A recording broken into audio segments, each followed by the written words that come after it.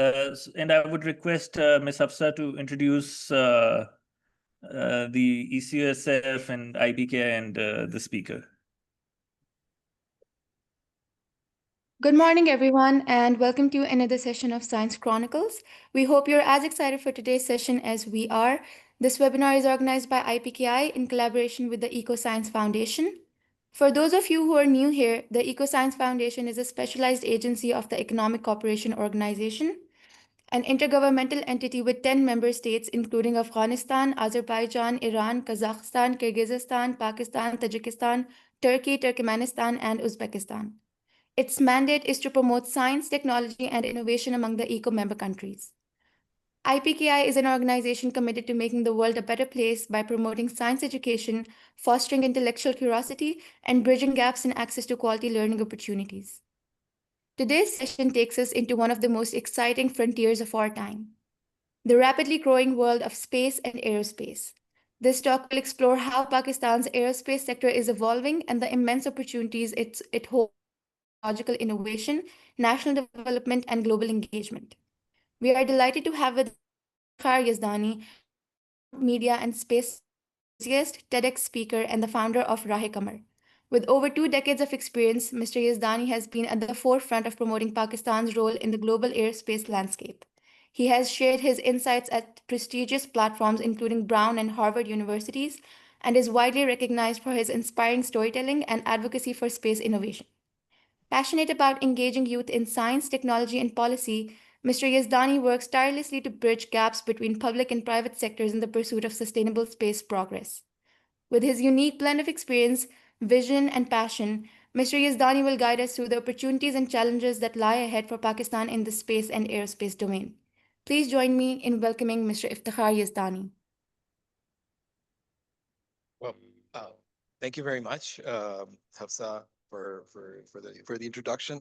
At times when I hear such an introduction, at times it puts me on the limelight, and I get that imposter syndrome from time to time. So I keep wondering how much of this and how much more needs to be achieved to actually be with the esteemed people right here, for example. And I'm grateful to all of them, from IPKI to ECOSF, for this opportunity to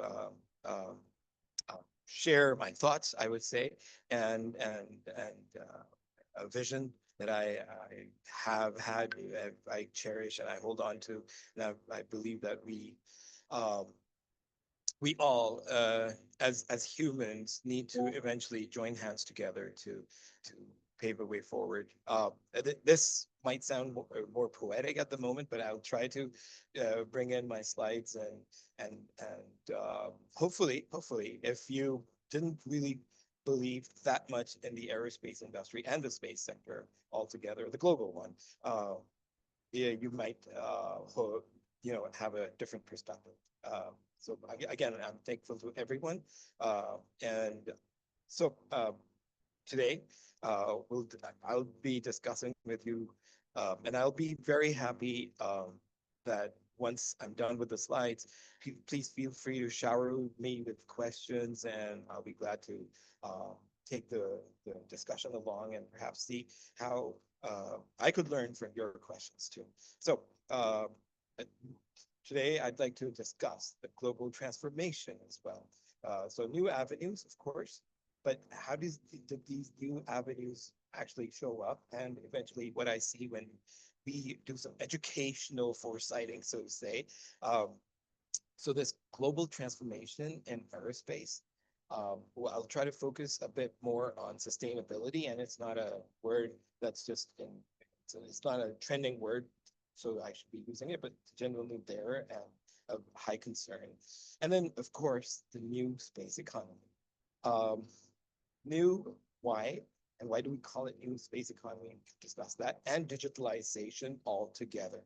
So I would also like to examine Pakistan's unique position, considering how our youth is suddenly now just, there's this huge growth in interest for space. and the advent of the space policy itself was just amazing. It opened doors to a sector which was previously thought to be purely in the defense sector, and now suddenly, now that there's public-private partnership and private sectors, lots of organizations from the private sector are suddenly being seen, playing their part. Um, there's a significant shift as compared to previous trend of previous decades. So I'll try to explore the macro trends, and then we'll together, I hope, through Q&A, try to distill all of this into actionable strategic avenues for Pakistan and our neighboring countries, and on a global scale as well. So I'm really grateful to everyone for giving me this opportunity. And let me see if I can. Yeah. So this would probably perhaps be like, if you can see, more of the agenda. And I've used the word Pakistan's spacescape because, I was wondering why would we call it landscape when we're talking about stuff that's just above that. So it's just a word that please do not just check on the dictionary. I'm not sure if the dictionary will allow you to use this word for the time being. So from what I just explained, we'll also try to see what the strategic avenues are. And with that, I'd like to first start with the key drivers. And I'm pretty sure when you think of aerospace, aerospace is evolving from government-led um, and to commercial-led digital. And it's a multi-domain sector now. It's transformed. There's sustainability, there's technology. We were seeing advances like AI and new materials coming in, amazing kind of materials that not just not just bear the so to say, what like we see in movies, the heat when we're crossing coming down back on Earth, for example, through the ozone, but materials that will change the look and feel of the astronauts, for example. So EVAs without those heavy oxygen tanks on your back and not being able to move or even itch if there's anything itching on your nose, and not being able to reach out to your nose, through those visors, but something which is easier, of course. So new materials in all aspects, and then increased commercialization that is shaping the industry. So there's money involved, which is perhaps one of the biggest reasons or pull factors um, in helping expand how we reach from air to space. And so hence when we talk about the capital, we can clearly see the space 2.0, if I could say, clearly it's there. The industry is being reshaped by powerful forces. If I'm not repeating myself, for example, uh, building better airplanes, rockets, or satellites, that's not just about it. It's about redefining what aerospace and space means altogether. There could be a thin line difference, and then we could eventually, as we venture out of Earth, it's from above the skies and into the vastness of space. There are new words popping up, and uh, the the lingo, the science lingo, has expanded exponentially, which is great, honestly. So when I talked about sustainability and sustainability revolution earlier, so like I said, it's not just a trendy word; it is the need of the hour. When you see when you talk about aviation, for example, the revolution is happening. So how? We clearly need to find long and short-term solutions for advanced urban mobility. Our populations, whether we like it or not, are growing. It's the graph itself is exponential. So how do you deal with it? I'm sure that at a very basic level, if you see yourself driving early morning, like I'm driving over to my office, and then being in line, facing all that traffic. And then what if my car could just VTOL And it's not, it may sound perhaps like a far-fetched idea at the moment, but it is being researched. And if such a commercial option would be available, I would love to take that. My car floating up in air, and I could just fly over, avoid all that traffic, and reach office. And I'm sure you'd love that too, if you want to go reach to your university, college, office, etc. And then again, fuel that spring. How about hydrogen power, and the promise for an interesting future? You know, the breakthroughs, we keep listening to all of that on the news. And I'm pretty sure some of you might even have entered into contact to see how could we leverage from these researches as students, and perhaps as venture out with some kind of a commercial project altogether. Like I earlier said, advancements in material, which boosts efficiency. The wear and tear reduces, so recycling and a lot more things. Sustainability here becomes more of a de facto thing. We see a clear green shift and the opening of opportunities from energy companies getting linked to the aviation and space sector, startups, you guys, students and scientists. Um, the pressure to go green is existential for our industry altogether. It creates a massive opportunity, not just uh, for airlines, but for energy companies. Think about it. At tech startups, like if you come up with a solution, sustainable aviation fuel, for example, just think of where things would lead, what things would lead to, and the booming commercial sector altogether. Apart from that, we could always see the constellations coming in, and the satellite mega constellations. If we talk about it, it's not just in the space. There's not just a shift from the government missions to a booming commercial sector. We're seeing gradually the use cases for remote areas in Pakistan and Africa, where they were hardly even able to think of having electricity, and now they can access global knowledge. They're part of the web now. Why? Because they can just simply connect to the internet and be there, participate, and be part of the global community. So it's really interesting. Of course, there's more stuff coming. So, like for example, reusable rockets. This has significantly lowered the cost of traveling, or other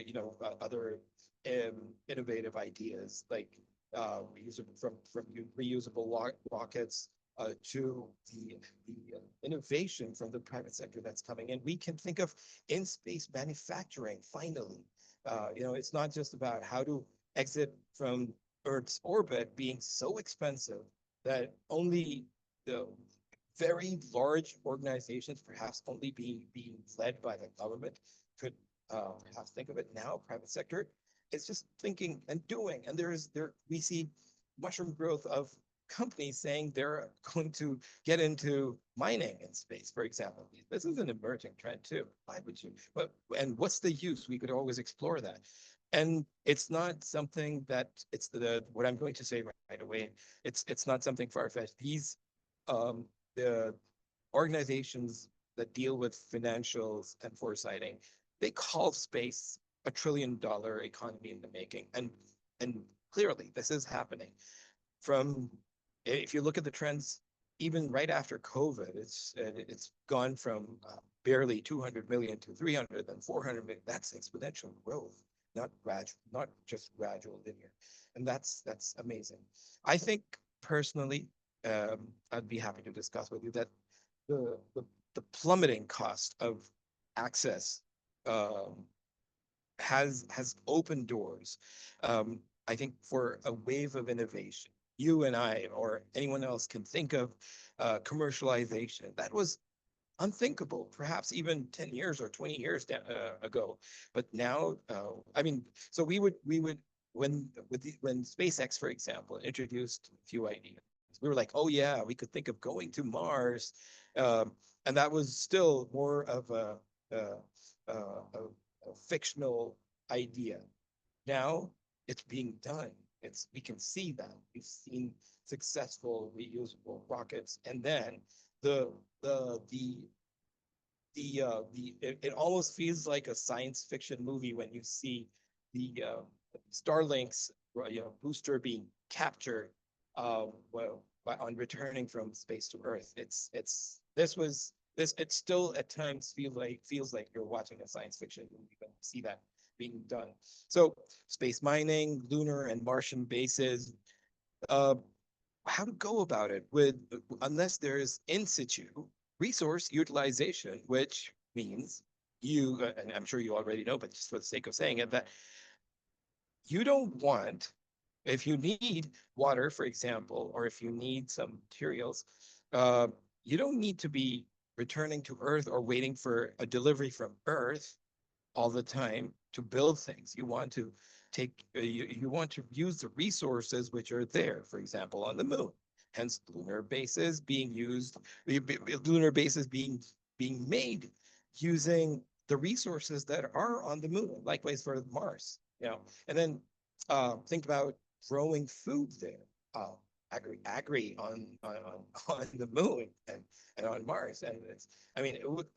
Uh, I at Yes. times think that although this sometimes used to be uh, thought of or laughed at, that how would you um, grow a plant, on the moon or on Mars? But and this was probably just reserved to movies like The Martian, but China, for example, um, shared pictures of a plant sprouting up, that itself, and then ISS showing growth of actual plants.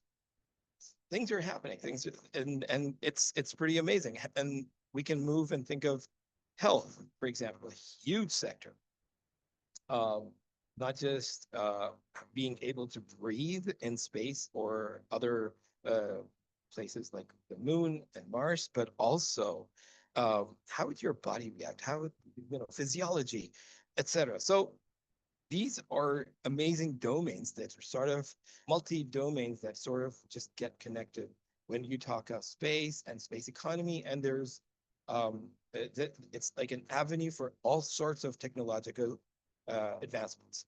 Again, apart from that, digitalization, this is transforming. It's right now, if you want to do something which is research based and you still want, you can see it in your head, but you want to simulate it. So it's not just simulation per se with mathematical formulas only, which are the most important. Along with that, you can create digital twins, which brings the opportunity not for just graphic designers or 3D modeling guys, but everyone sort of working together, and then data scientists using that big data, and then people with a background in AI connecting all of those, creating large models, language models, or and much more, and working on the efficiency, the ability to perhaps think of autonomous, flight technologies. When you think of digital tools, I can tell you this really interesting part while taking this opportunity. So, for example, the European Space Agency, the European temperament is, has always been, let's keep it safe. We want to make sure no one dies as we reach out to space. Okay, and so how do we simulate and make sure, so along with analog missions, you're seeing digital twins. European Space Agency has opened up a huge space in almost most of their centers, like in Netherlands and other places, where their incubations, apart from their incubation centers, they've got proper spots where people who were game developers are now creating those digital twins. You can actually try that out if you've played Fortnite, for example. So there's a module for lunar for a lunar base, which is there on Fortnite. I welcome you to try that out. It's amazing, and it is very scientific. It's not just a game with, fiddling around with joysticks. Had it been that only, even then that would be amazing. But just go ahead and try, and you'll be surprised. So that said, um, you all know when we talk about digitalization and all, we all say this, and we understand data is perhaps the new gold or oil. Um, the winner in aerospace will be those who best leverage and take these to create digital tools to optimize everything from um, computer-aided manufacturing to air traffic management and perhaps even space traffic management. Air traffic management, like I said earlier, for example, just think of, and it's not just think, it is, since everyone's, and not everyone, a lot of or private sector companies are actually working on creating those giant quadcopters, which are flying taxis, for example. Who's going to manage that traffic once we see a surge, a large number of all those airborne taxis or cars or vehicles? Someone has to do that. So just think about it. How do you optimize that? And there's again a huge avenue on that side too. But now let's explore Pakistan's aerospace sector. Currently, when we look at it, now we're seeing a lot of R&D funding coming on. There have been technological gaps.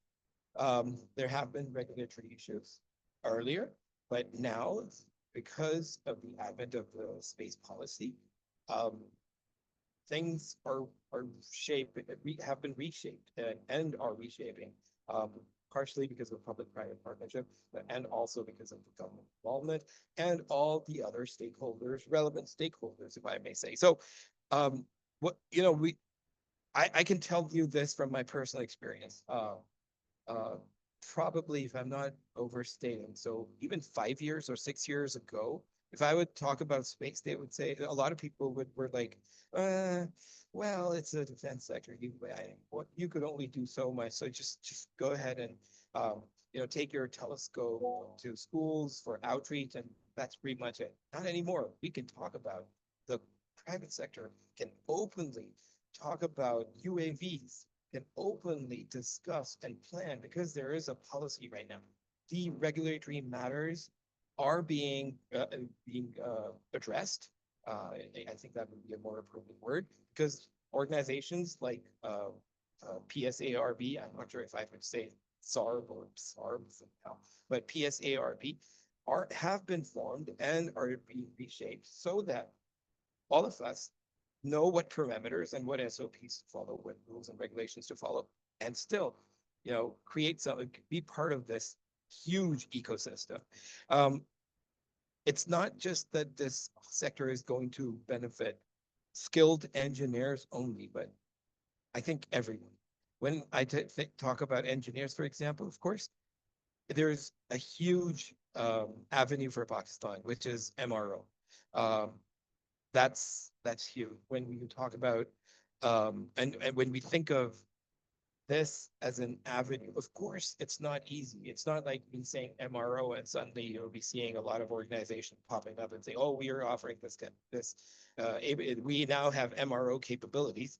It's not just going to happen overnight, but it can within the next 5 years or 10 years. Of course, UAV expertise we're seeing everywhere, not just the UAVs that had a camera for just event coverages, for example, with a video camera taking all those aerial shots, but now being used for precision farming and even remote sensing.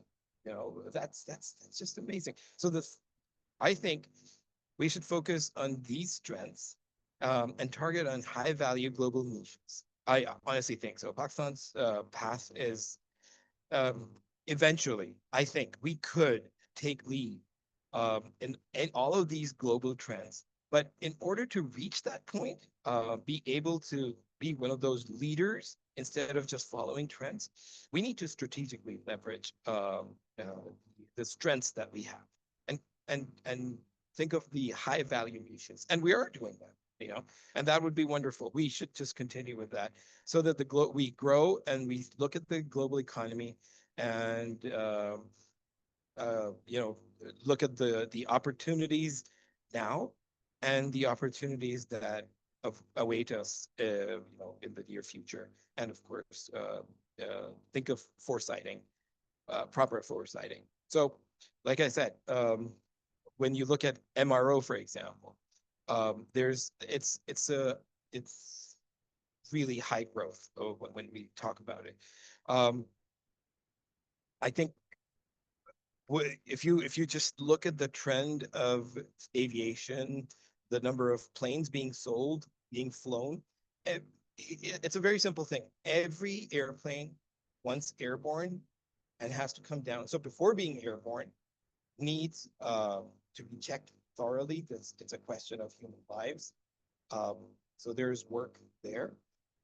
Once after being airborne, landing, then again checked, again, you know, it needs some kind of fixing and everything else. So Pakistan could become an MRO hub for the Middle Eastern region, Asian region. We were the first ones, perhaps, like if I do recall, when PIA was leading, you know, this whole region in aviation. So that's one of the areas, and we have developed this capability to a certain extent. When we talk about PSE Commerce, for example, the expertise, global players have been looking and eyeing at, oh, okay, so the country, the nation has developed this, and the capability. We are seeing students from different walks of life suddenly now eyeing at and going for EASA and FAA certifications. You're seeing that being offered by the private sector as well as some government sector organizations as well, which is pretty amazing. So when you look at Pakistan's location, strategic location, and the kind of workforce we have, there's what's stopping us, and that's what I would love to discuss eventually when we or what's slowing us down. I'd like to discuss that during the Q&A. But again, what I'm trying to present is a very realistic and immediate opportunity because of our geography and I guess that's and our skill set. You people, all of us, we're the country's biggest asset. So we could look into partnerships, international, you know, joining hands with other international players, and build these particular areas. Now, moving to UAV expertise, for example. So UAV is not just airborne, of course.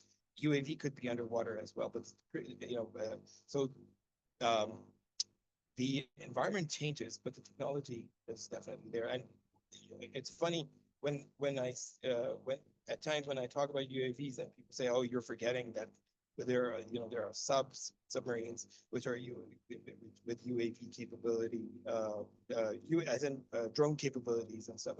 Right, you know, aerospace is closely linked to underwater as well, and there in many other ways. So that's beyond the scope of this topic right now, but we can always discuss it, and it's beautiful. So, and of course, when we say when we talk about UAVs, the first thing that hits our mind is military, but that's not just true. There's the booming commercial drone market, which is out there, from precision farming to food delivery, medicine delivery. These are not far-fetched ideas. Imagine help quickly flying over if someone needs medical assistance. So we as a nation could start focusing on agriculture, inspection, perhaps drone as a service, you know, a sector that's there, but we just need to be part of, participate in creating the infrastructure. Floods right now, we all know Pakistan is going through a very difficult time. Think of disaster management using UAVs, and early warning systems. It's huge, and we should be. So the next step, I think, a spinoff from this technology would be commercial ventures that serve the critical domestic and regional industries. I personally believe that that's really important, and our strategy to become like a top-tier supplier for aerospace giants. Um, in precision manufacturing and software development per se, I think that's really the need of the hour. Um, uh, from testing solutions to being certified and allowing or to focus on quality, reliability, and being able to develop components and deliver to the international market. There's a mega shift in the global supply chain. There's the kind of opportunities that are there. It's just that I'm trying to open up a bit of there's more than that, of course. But on a like a cursory overview of here's what you can do. So from production of basic wiring components to large pieces, it's there, it's waiting, and it's about time that we start delivering quality, precision based, and reliable equipment. And our engineering firms and perhaps even software developers could join hands to do something on these lines. I'm going to get to the other the next slide now. So when you think of the foundations, that when you think of uh, it in the new space economy. When we say new space, we think of only for example, satellite via the internet. It was internet via satellite and stuff like that. But there's more to the space economy than just that. That said, it is a drive. It is a catalyst, which has been driving interest. The ability to provide that across regions and places where it was quasi impossible, if I could say. So I think along with that, using satellite data for development and our focus could be on practical applications like the current thing, like I just said, climate monitoring and being able to create early warning systems, and of course rural connectivity. All of that, this showcases how important it is to jump into new space economy, participate. So I think our space strategy should be pragmatic instead of just thinking of massive launch projects. It is a good idea if you have tons of money to burn and test, which is equally great. So not to say that whoever's doing it and is wrong, because that is of course helping, like I said earlier, lowering the cost. Along with that, I think we could focus on using space tech to solve terrestrial problems and inspire the new generations. And that's what we've been pushing for. So my organization, Iftekhar, has been hosting NASA Space Apps Challenge in multiple cities across Pakistan, and European space agencies act in space for several years, trying to showcase that space tech, space data can definitely be used to improve life on Earth and address terrestrial problems. So it's not just talking about things like I mentioned earlier, but definitely the pressing matters that we face. Space could be definitely a solution for that. And we're just like, we just need to inspire the next generation to understand. We need to invest in our education, and we need to do a lot of talent development. Honestly, Mike, I'm taking advantage of this moment because of the presence of the Honorable President of the COSF, and it runs up from IB and KI, and I'm hopeful that everyone else who's here would agree that I would like to recommend and conclude by saying, and just conclude this, but I'm going to open up the floor for Q&A, that Pakistan should focus on promoting public-private partnerships. It's imperative. We should secure international certifications, and we should continuously modernize our STEM education. And it doesn't mean giving iPads or phones to our children. It's how we deliver it and how we pull in the interest and inculcate the ability to ask the questions. Along with that, we should strategically be participating to secure, our economic goals and the evolving aerospace industry. That's of high importance.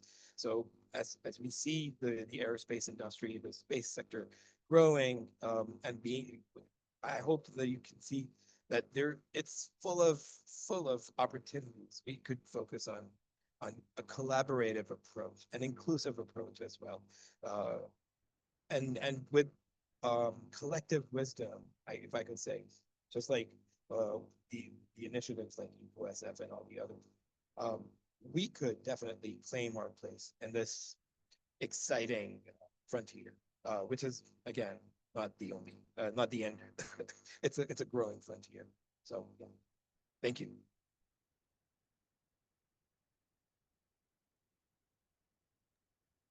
Thank you very much, Iftekhar Sahab. It was, I think, very, yeah, it was a lot of knowledge to digest. And I think you covered every aspect of it, I think. So I can just say that I can encourage the participants to, if they have any question. And there's more. Mansab, there's so much more. So if I could, while others are asking questions, I could just, for example, when I said augmenting the STEM education, for example, that itself is a huge sector, which needs to be, which is waiting that we leverage that. For example, outreach. So outreach is not just publishing articles in a magazine that nowadays seldom people would read, but turning that into inspiring videos, even if those are 5 seconds or 15-second videos that immediately seed the youth with that kind of, the interest to eventually one day say, oh, wait, well, I didn't think of this. It was in our head, and then eventually venture into the space sector. Yeah. So Hamza Naseem Ilahi has a question. So you can either type in chat or you can unmute yourself and ask. Assalamu alaikum, sir. First of all, great session and thanks for your time. Secondly, I wanted to ask, as an undergrad student, how can I contribute to this? And my second question is linked to this. In Pakistan, generally students prefer to go for computer science, AI, or MBBS. How can we encourage them to pursue degrees in this aerospace technology or space category, so we can have a better economy and industry in Pakistan? Thank you. Great question, Hamza. Okay, so I'll start in reverse order. So when you said, how could we get these MBAs and other students to take up space education? Well, to be honest, if they want to pursue that as a degree, they should. How to get them to actually go for it? We need to continue lobbying, and we need to continue convincing people. Yes, it's a $1 trillion industry, so you need to spend, if you're spending money on your child, for example, sensitizing parents because they're one of the driving forces in every kid's future, especially in our region. So it's at times it's the dad who decides or the mother who decides what the future would be. Not really what. Not every time do they ask or bother to ask. Okay, what do you want to become when you're grown up? And if you end up saying, oh, I want to be a space guy, and they say, no, you need to be only concentrating on one particular subject, then you're stuck. But honestly, there can be, by creating and showcasing perspectives. So if you're doing an MBA, great. Think about it. How could you use that in the space sector? Why say, oh, I've done an MBA, so I can't get into the space sector? Who told you that? So not as in not Hamza you, but if someone says that, So I'd be like, who told you MBAs can't get into the space sector? It's a multidisciplinary sector or industry. We would be needing everyone. Here's an example, quick one. imagine 20 years from now, you and your friends on Mars, okay, not maybe on a it's like a student trip. You're there, and suddenly there's an issue or a challenge with the plumbing of that shelter that you're in on Mars, that research center. You can't call a plumber from back on Earth to come and fix that, right? So we would need either an AI uh, run bot who can actually fix that uh, that issue, that challenge, or an actual plumber, for example, on Mars, who you could just say, "Hey, please fix that," because that's life threatening, so to say. So that was on a lighter note, but just to try and say that what it doesn't really it it shouldn't whatever studies right now people are getting into should not stop them from shying away from the space sector, because the space sector specifically is and will be in need of every as we fly out of Earth and move on and conquer other celestial bodies. I hope that makes sense. Yeah, it was, I think, pretty detailed answer. It was a good question. So I would like to remind the participants they have to fill the feedback form in the chat to get their e-certificate also. And I see a lot of IR students here. So I believe that this area is from an academic perspective, it is an opportunity for interdisciplinary work also. So I would really be happy if some IR student should ask a question, because I think it is an area which, I mean, the social scientists should also be interested in. Agreed. And while people are still trying to think of how to ask, maybe, or a bit shy and wondering whether we should or not, well, I think that's one of the major points to address as well. Just don't stop yourself from that drive to ask. Asking is not wrong, and so just feel free to ask. And there's no demented question. It could be off topic, maybe, but don't worry about it. And so that said, taking the opportunity to like, so Imran Saab talked about interdisciplinary. I can tell you yesterday I was talking to, I think, different students from multiple sectors, and one of them was from law. And she said, how could law come into the space sector? I said, well, guess what? We need space lawyers. We don't have space lawyers. So if you're thinking of doing a PhD and you want to do a PhD on Constitution, well, yeah, maybe sort of think of space law as the big avenue, and that would mean a lot of money. So you where there's barely any competition when you think of Pakistan and perhaps even the region. So there are hardly any space lawyers in the MENA region. So there's that will open up opportunities for you. You wouldn't have to ask. You will be telling people there's jobs here. So Mr. Khalil Raza has raised a hand. So please, you can ask your question, sir. Yes. Thank you, Yezdani Saab, for this great presentation and helping us understand the potential, spillovers of the aerospace industry. As rightly demonstrated that aerospace is it's kind of a growth multiplier, economic growth multiplier. So it translates into tourism, into S&T, science technology, digitalization, logistics, energy, fuel. So it's an entire subsectors of economy that aerospace contributes to. So this on this backdrop, like we always in a Pakistani drawing room discussion, we tend to have this conversation that Pakistan used to be one of the greatest uh, airline operators in the Asian region. So there's a common perception that Pakistan helped build the Emirates airline. You know, we loaned them our aircraft to establish their airline. Today they operate in almost every country in the world, and we are still at less than 20 or less than 30 international destinations.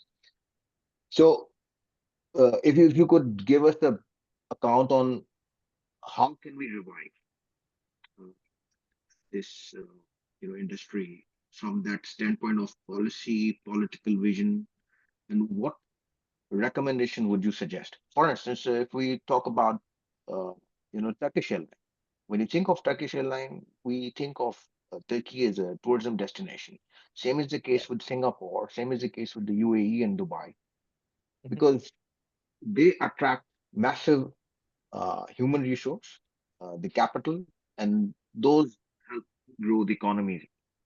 So, from that standpoint, what recommendations do you have for Pakistan to? I knew that you already have invested down, invest in education, invest in quality human resource with some policies. But how do we evolve it? What steps would you suggest? What do we need to do to get to that point of glory that we used to be? Mhm. Great question, Khadija. And I can tell you this, in terms of policies and how we could um, sus- create that sustainability, I would say, on a global scale. Again, our national carrier, PIE, I'll just say it, um, faced a lot of challenges, but they were homegrown. Homegrown. It's not like they were affected by only by international players. I think personally that we should, and I'll keep it very simple. We should further allow the private sector to grow, um, delve into areas which or create a framework to allow the private sector to delve into areas which can eventually bring more interest from the international community and the local students, just because they would see an opportunity there for not just research, but to build a career on. That's important. But that all of this needs that we, you, I, and everyone else, we could seed interest in our youth, and that's what's missing. Um, our people tend to sway away and see whatever shines, and of course, although everyone knows that what all that glitters is not gold, but they still do that right now. If I'm not over quoting, almost so if I were to meet 100 people, I would still find out that 80% of those 100 people or 80 people would want to just be YouTubers or TikTokers.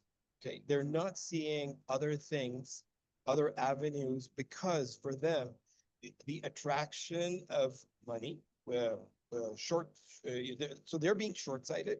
They're the attraction for money, and easy life has become just part of what they want, and we need to make them understand that it's not make them say hey, just trust yourself and face hardships. No, uh, if you want to reap from something that is huge, like $1 trillion industry, then it's not just going to be by spending your time uh, pouting in front of cameras, and expecting likes. Those likes will not help you in your future or the nation's future. It's not. It's a very short-sighted thing. That's a short example. That said, I've seen some great initiatives. I think recently, uh, I think it was well, I forgot her the moment, but I think it's there was a signing or MOU with TikTok, and if you open the TikTok app in Pakistan, you will see it says STEM on top. You can select STEM and get all sorts of educational videos. And I did that. And I was like, oh, this is exciting. So here's an opportunity. The problem now that it's there is no one's creating content for that. The content is all from outside. So you'll see American English content, British content, Indian content, Chinese content, somewhat, a lot of Malay or Asian content, a bit of every here and there, but no Pakistani content, no contribution. Clearly because it seems like it's hard work and it won't pay off as much as doing all sorts. So instead of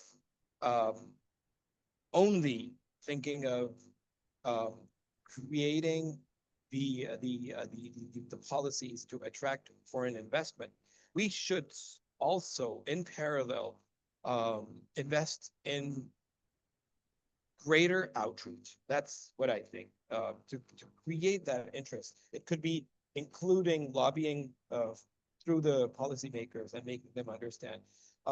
Another example, quickly to support my argument. So in Pakistan, if you look at the TV channels, mass media, we have this huge viewership for daughter-in-law versus mother-in-law and all sorts of stuff, and adored by apparently everyone. But that's not true.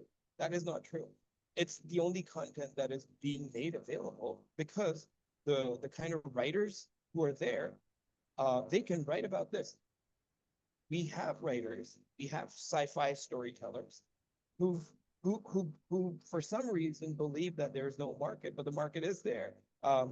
We can see people flooding cinema houses when a new Avenger movie shows up. What happens next is, once they're out of that cinema, the buildings that they saw are not there anymore. So there's an immediate disconnect. We need to create homegrown content, which people could relate to. So have, I mean, if any of the students right now could take advantage of this and create a sci-fi with a Martian living in Karachi, Lahore, or Islamabad, or a UFO crashing somewhere in our Thar desert and stuff like that. We could maybe, of course, anime is expensive, but right now with AI not being able to create that kind of content, to pull in the interest, I don't see how that would what's stopping us. So Felicia, I hope I've addressed your question, that it is imperative that we create this urge through outreach by pushing people to create relevant content. Because if there's dialogue, then it will create the pull factor, and people would want to, like this webinar, as an example.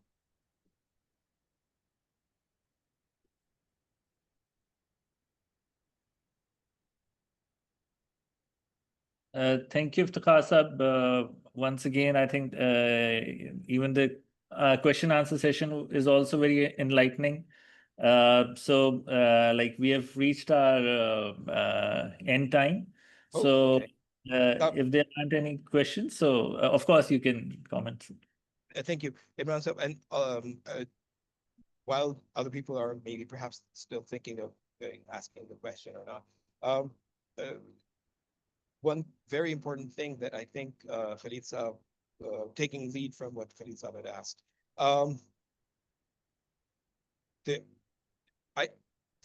okay, what I'm going to say is not created, or I haven't just come up with this.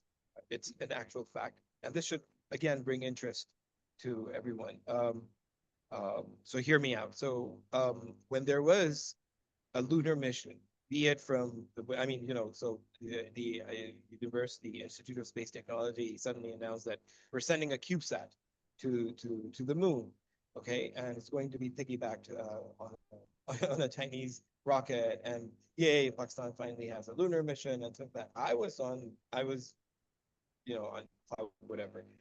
Very excited, but it was very quick and short-lived, because suddenly on WhatsApp, people were mocking our National Space Agency and the mission, and calling it like, yeah, you haven't done anything, not taking pride in even had it even been just pasting a sticker on the CubeSat, not even developing, just pasting Pakistan's flag.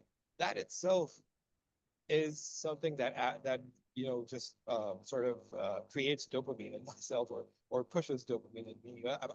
Why was everyone not excited? That it became a question, and I started wondering about it, and I figured that it's because our youth, for example, the people, participants there, they they they need to trust the system, and they need to believe in our engineers and scientists. And when they say Subarco, for example, is not doing anything, that's not true. Go ask the international community, the space and aerospace community, and they will praise Subarco for everything that Subarco is doing. And it surprised me. The next strange thing was not just the funny part where they were not praising the lunar mission, but the next part. I get calls from some African countries, friendly countries, and they said, can you help us develop a CubeSat lab in our university? So we as a nation we should be happy but our youth is not seeing an opportunity, but an emerging market is seeing that as an opportunity, and is approaching this guy because he does a lot of SEO on himself and tries to do a lot of SEO on space and all of that stuff. So for SEO, as in for those who are into computer science, so you Google and you see, okay, Pakistan has achieved this and that, and countries like that are not spacefaring want that tech transfer. They want to learn. That's a commercial opportunity for us, and we could bag on that. Again, the recent situation that we had, warlike situation that we had, which ended well. The interest is there, but then before it just dies away or sort of fades out, we should ensure that we keep that fire burning to bring the interest, and pull interest in satellite technology, and development, and of course the commercial aspect of I think if we don't get into these avenues, we're going to be very late. This is not me foresighting that we could, at times I believe that it's never too late, but I think it is the critical part of us excelling in the future is when I earlier said, to modernize STEM education, and I base my argument on a better outreach from all sides. But along with that, I personally think that the state that we are in with the current space tech that Pakistan has, we can still use all of that on a commercial level to help other nations grow their space tech, get that money, of course, and further develop what the industry within Pakistan, and help our neighboring countries, friendly neighboring countries, to grow as well. Well, thank you so much, Iftekhar Sahab, and let's hope we progress in this arena. And if President Saab has any closing remarks, so we can end with those. Okay, thank you, Dr. Yezdani.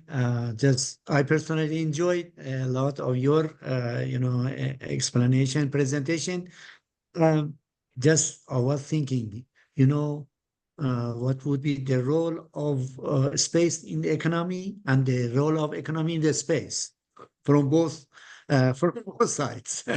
So, you talk about the, of course, the role of private sector, and as you know, private sector and growing private sector is important for any economic growth in any economy in developed or developing countries. So, when we think about you know capital formation or a type of investment in aerospace, just it comes to our mind, the government should do this. Because for the first time, maybe it is not profitable to the, private sectors to this. So,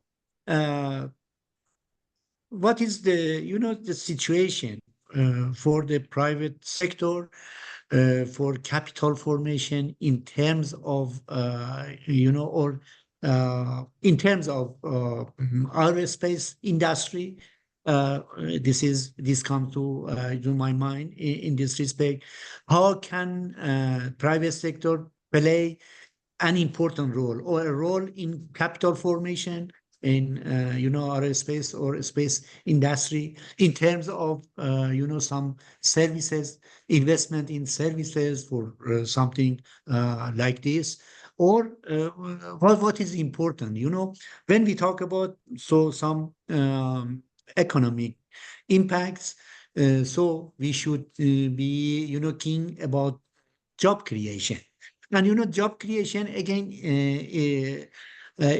it is important for the public, for the society, when we include and we talk about the SMEs, so small companies can create, competitive and can create different jobs in this respect. Of course, you mentioned about some drone products, something like this.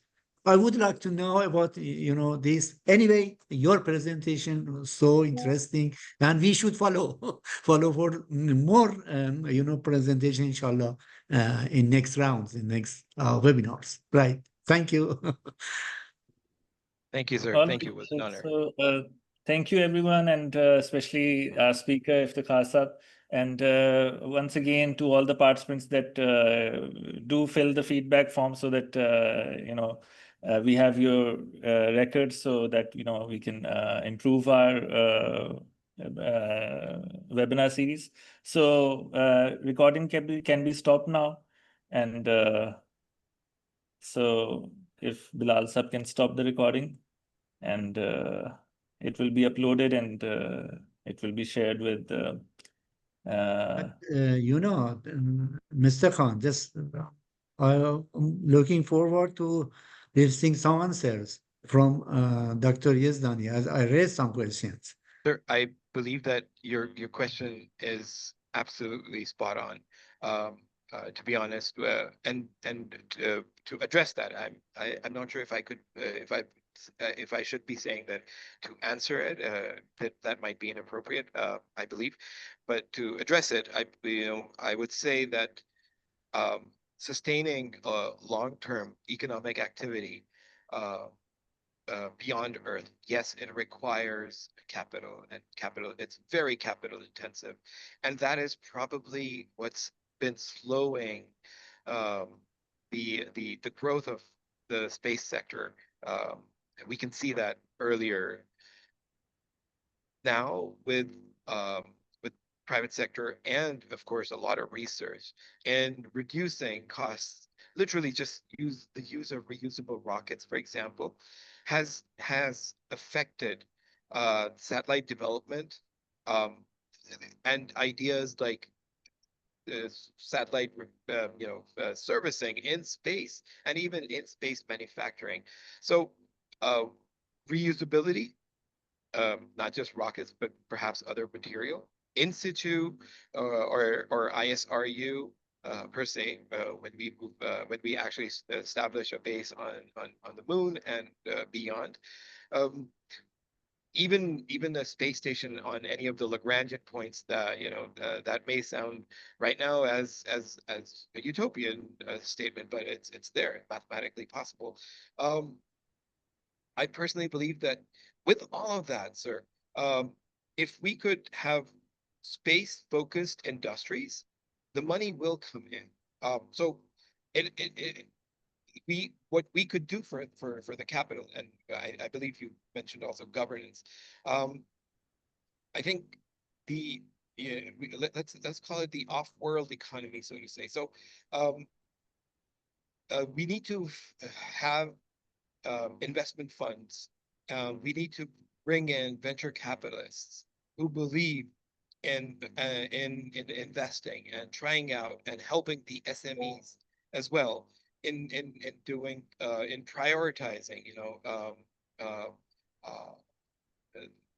research and development in this particular area. Otherwise, it is definitely not going to be, it is going to keep us slow, and the industry will still grow, but at a very slow pace as compared to the global sector. When we, I'll quote, for example, especially the West right now. So the European Space Agency and NASA, they have their own huge incubation centers that are ready to fund even one of the most demented ideas and not bothering whether it will bring in a return on investment or not, because they know, just the way when we think of Thomas Edison, and I think, if I'm not misquoting, for example, someone asked Thomas Edison, about the light bulb, and his answer was, "Well, now I know 1,000 ways of how not to make a bulb." So just taking precedence on that, for example, and funding research, not to expect like 100% result, maybe, but to understand that that will help in leveraging future technology and future tech, leveraging on current data, a bit of foresighting, and especially downstream solutions, because that is the need of the hour. So, and when I said incubation centers, sir, I believe accelerators are needed. I'm sure you know that there are incubation centers in Pakistan when we see. So there's the National Incubation Center for Aerospace Technologies and other organizations that are, happily welcoming ideas and giving them space to accelerate, to work. Once any of those technologies clicks, if that's, just to explain the whole thing, eventually then we need to increase that by enhancing the opportunity and bringing in an accelerator to further push that towards a greater economy. And again, so space economy itself, for anyone who's an economist here and or is studying economy, that's again a barren land where we need people so that they could help others and while they're making those policies and moving forward in this particular domain. I hope I was able to address. I don't believe I could answer that, But that's fine. address That's fine. Thank you. Thank you. Okay, Imran, floor is Yeah. yours. Sorry about that, Professor Tayyibi. I thought you just No. had remarks and you also had a question. So, by the way, Iftekhar sir, Professor Tayyibi is an economist. So, yeah, that's why. Okay, Asked me okay. that question. Well, So, then, sir, you should take lead, and help us with, creating that pull for economists who are just looking at social sector, add just the social sector, and now think of space economy as the next big I domain. got I got new ideas. I just took your presentations for my future research and for Brilliant. my students, to go and to verify, to research. Thank you. Right. Thank you. Thank you very much. well, thank you once again for an amazing session and amazing discussion. So, all right. So now I would request recording to be stopped so that we are sure that